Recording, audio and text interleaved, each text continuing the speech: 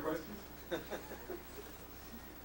you got here this afternoon, Mike was looking at Chris's tattoo over there. He said, well, actually, it's the wrong tattoo. It's got the prongs going down instead of up. And apparently, he's been good to understand that definitely was a duality there. Of course, this is seen in the Owl Cave, where Wyndham Row reverses the sign. Did Lynch ever talk to you at all about the significance of the two versions? No. All I knew about him was that he showed me the ring and said that he found it in a hawk shop somewhere. I said, Who has the ring? oh, I assume David or somebody connected with Lynch Frost Productions has a lot of that stuff. There were so many beautiful things that were sent in by fans as the show progressed. I remember one was a clock that somebody just sent David. It was just a beautiful, intricate clock with things that moved and went around inside of it and everything else. And David just used that very same clock in the opening of the tennis ball scene in the Great Northern Lodge where they have he hired about 100 beautiful Hollywood models to dress up in Navy Wade costumes and bounce tennis balls. And opening that scene was a gift from one of the fans. Just went right on back into the series. Thank you so very much.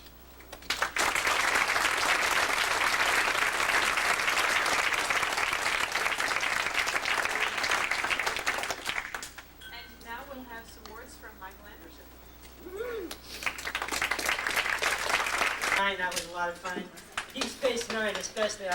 Some people, I'm kind of a Star Trek fan myself, and the experience was halfway between Disneyland and sex for me. That's the expression I've been using. That's the only accurate way to describe it. I'm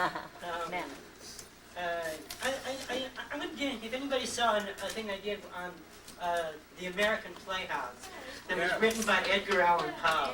You saw that? You bet. Wow. Wonderful. It was called Fool's Fire? Right. Okay, that's great, because that was really a heavy impact piece, right. We did one just this last year that was written by Mark Twain. I don't know what we call him, Samuel Clemens or Mark Twain. The original story was called The Stolen White Elephant. And now this version is called What Elephant? I think it's coming out on HBO, I don't know, so don't touch that now. Other than that, I'd just like to thank the Shooks for having me. What a blast, what a neat concept that you guys are doing. This is so cool. Other than that, if anybody would like to hear anything backwards or anything, I just, like, for example, when you heard me say the lines, I've got good news. He ran the camera backwards on that, and what I actually said was, Zoom, go, Tag, yeah.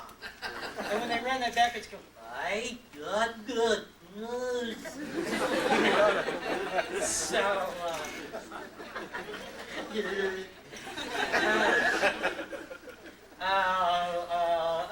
so for that, I guess I'll just say, Steve New Good Nam Leo. Welcome to Twin Peaks.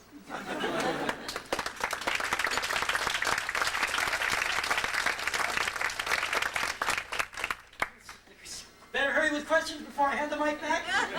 Suddenly. Okay. No, there you go. Okay, go ahead. Is there a possibility for an industrial symphony number 2? What was that? Is there a possibility for an industrial symphony number 2? What about it? Is there a possibility it will happen? Of it being done live? Or Industrial Symphony number 2. Wow, that would be a neat concept.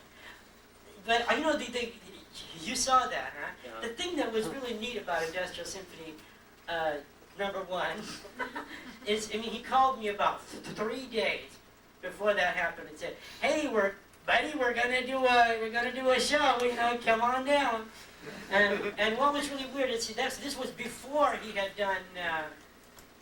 We had shot Twin Peaks, but it hadn't come out yet. And it was before he had done Wild at Heart. So some of the lines in there that I did in Industrial Symphony were prophetic from like that. "Oh, I'm taking off, baby.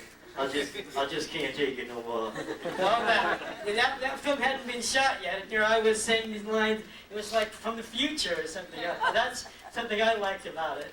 And another thing about that one that really struck me is that one was done while Twin Peaks was on, and there was I don't know if there was 2 live performances of that done, and there was a man that came out dressed as a deer, the Deer Man, and there was a scene where I was up there flashing spotlights in his face, and he was walking on stilts, and he fell down on stage. It was a big catastrophe. I mean, they thought we meant to do that, bro. It looked really great, right? But the episode of Twin Peaks that came in like a couple weeks later, there was this deer head laying on the table, and the camera was like looking through the horns at the people, and as they looked over it, the guy explains, it fell down. And I thought that might have been a reference to what happened in Industrial Symphony. I don't know. Because he always ties things together like that in weird ways. Hi. The tattoo guy. I just saw you in a short experimental film that I rented about a month ago called Secrets. Really? Secrets, yeah. Wow! And it's like a half-hour film. I where you remember play it distinctly. a genie that eats red peppers. It was a Dressed in pomegranate. red Oh no, it was a red pepper. It dancing was and- representing a pomegranate. Right. So I'm just wondering if David may have seen that, because I sense some sort of parallels between that character. No, not at all. As a matter of fact, that was done by a student, Uh-huh. a filmmaker, years before I ever met you. Yeah. So I'm saying that since it was done years before, perhaps. It's David possible, but seen it has. I mean, I'm amazed that that got any distribution at all. Well, it's in a local video store in Seattle called Scarecrow Video, which is one of the most Fantastic. the greatest stores in the Amazing. world.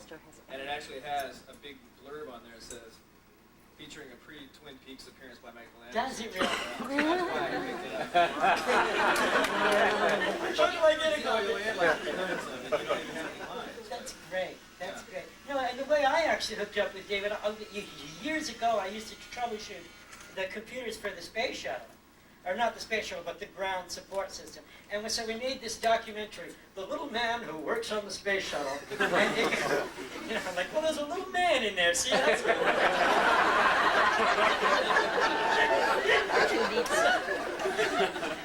But so we did this documentary, and we sent him a copy of the documentary. And it was cosmic. I mean, it started out to be about a little man who works in the space shuttle, but it was really about, it got to be very sort of psychological and blunt and deep, and ultimately it was about how anybody might confront and deal with whatever situation life might present them with. And so when we had the credits at the end of this, we thanked people like the light within us all. And things like that. And we sent this to David Lynch, and I think that was the kind of thing that caught his eye. You know, well, here, let's get the light within us all in the show. So, Is there any chance of anyone seeing that anytime? the video portrait, Yeah. it was called Little Mike, and it went out over PBS.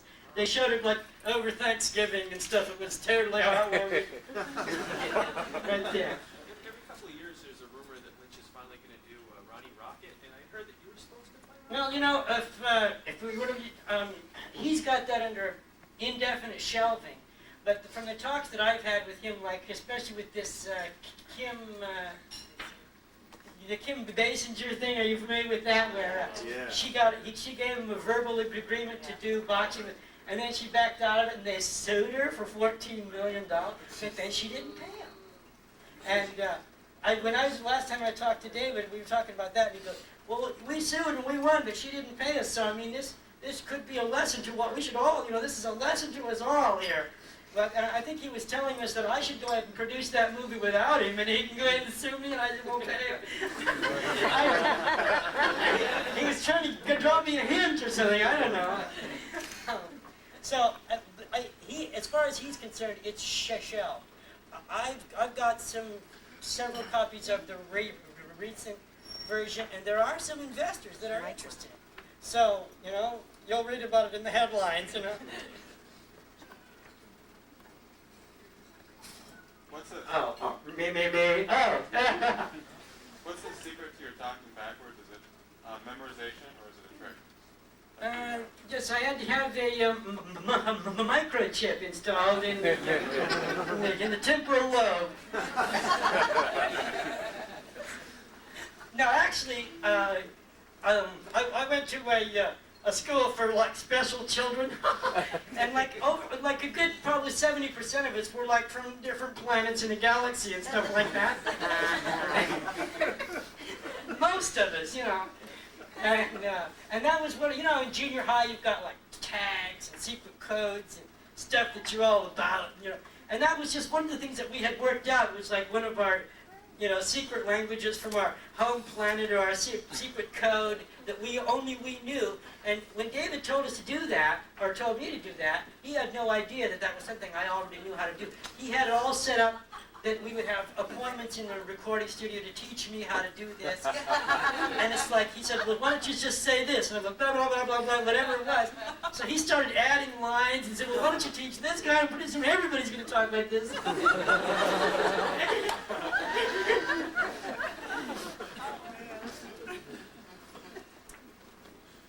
Michael, the dance, did you make it up on the spot? Or it was spontaneous. He said, now just come walking in, and the saxophone music was playing, and he goes, well, heck, man, can you dance? And I just started into it, and he goes, oh, man, that's cool.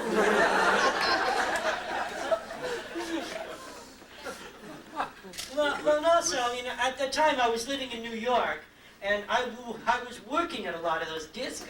The papers, the New York papers, a lot of them were referring to me as the disco dwarf. So I was like, I had an obligation to dance at that point, Could you explain that hand thing? Yeah, he said, he told me, here, he said, rub your hands together like this. Okay.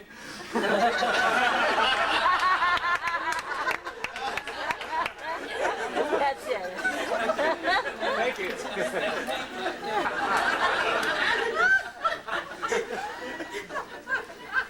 Well, all right, the explanation from within the plot is that by the time Fire Walk With Me came around, he was closer to Bob. And that affected everything. How do you like that? But Firewalk With Me was before the TV series. Linearly, anyway. Yeah, that's true. Oh, no. Busted, yeah.